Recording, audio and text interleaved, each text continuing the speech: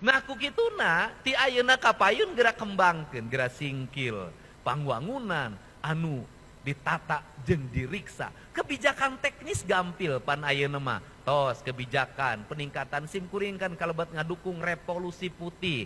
Revolusi putih teh naon? Barudak sakola kudu nginum susu. Susu nu alus nu mana? Susu nu alus lain nu kemasan, susu murni.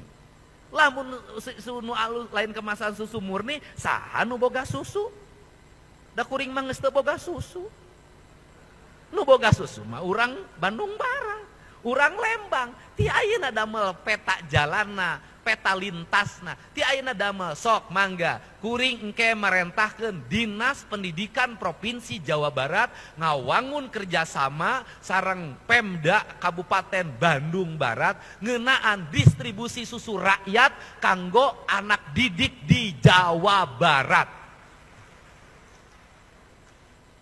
Kanggo naon? Ngadorong. Kunaon kuring nyarita kieu? Sabab barudak urang ayeuna budak TK, budak SD nginumna air kemasan. Kadar gulana tinggi. Jatto warnana luar biasa. Ancaman penyakitna gagal ginjal di usia muda. Tradisi minum susu geus leungit kade.